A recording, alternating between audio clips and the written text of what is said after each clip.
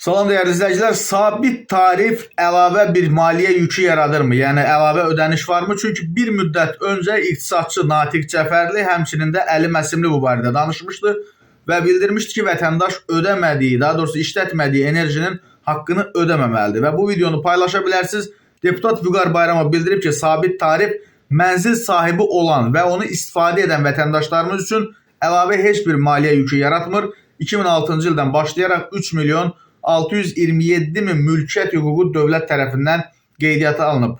Bura mənzillər, fərdi yaşayış bağı və digər əmlaklar daxildir və deputatın sözlərinə görə rəsmi statistika təsdiq edir ki, qeydiyyata alınan mənzil və fərdi yaşayış evlərinin böyük əksəriyyəti bir mülkiyyətçi üzrədir və istifadə olunur və deputatın fikrincə bu layihənin fiskal tərəfi ondan ibarətdir ki, kommunal xidmətləri təchiz edən qurumlar yaşayış binalarına dək ümumi şəbəkəni qururlar. Yəni, hər hansı əlavə xərcdən söhbət getmir, ancaq bir müddət öncə iqtisadçı ekspert Natiq Cəfərli isə bildirmişdi ki, bu təxminən vətəndaşın cibindən əlavə 20% artıq vəsaitin çıxmağına səbəb olacaq. İndi adam bilmir sözün açığı kimə inansın. Çünki deputat Əli Məsimli də elə Natiq Cəfərli tərzində oxşar bir açıqlama ilə çıxış eləmişdi, amma Vüqar Bayramov isə bu açıqlamaları təkzib edir.